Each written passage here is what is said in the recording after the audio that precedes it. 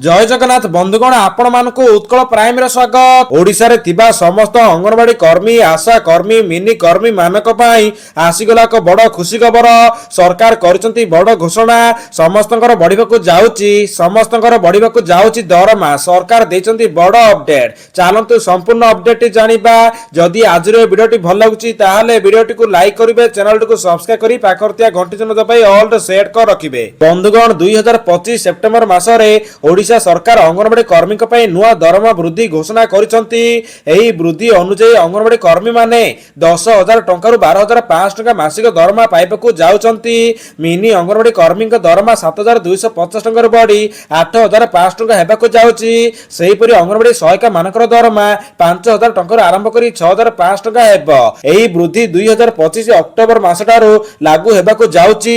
एही दरमा वृद्धि प्रस्ताव हिसाब रे 400 कोटी टंका अतिरिक्त विनियोग सहित राज्य सरकार द्वारा अनुमोदित होईची।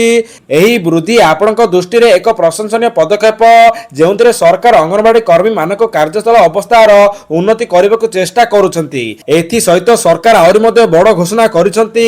अंगनवाड़ी कर्मी माने 1 लाख टंका 1.25 लाख टंका पाइबे। मिनी अंगनवाड़ी कर्मी माने 75,000 टंका आरंभ करी 50,000 टंका हेबो। एही परि अंगनवाड़ी सहायक माने 50,000 टंका आरंभ करी 60,000 टंका पर्यंत पाइबे। तेबे बंधुगण सरकार बड़ सूचना देइछंती। सरकारक सूचना अनुसार आपण मानक दरमा वृद्धि हेबाकू जाउची।